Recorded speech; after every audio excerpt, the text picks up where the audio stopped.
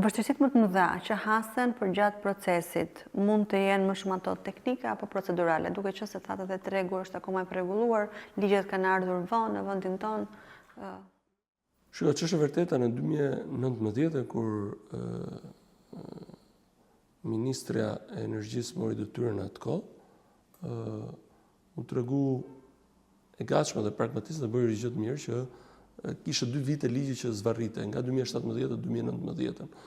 Dhe u tregu e gatshme dhe i përkrahi grupet e interesave, përfshirë dhe ne, për të mundësuar udhëzimin dhe për të bërë një procedurë ad hoc siç e ka Komuniteti Evropian.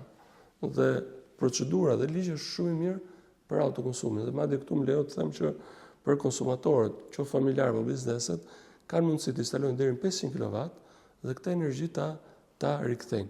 Patjetër që aty ka i udhëzim, ka i strukturë që duhet ndjekur, ka i procedurë që duhet ndjekur, duhet marrë leje në bashki, duhet marrë leje në OSHE dhe të bëhet kjo kontrata e shkëmbimit. Nuk është e vështirë nëse ndjek procedurën.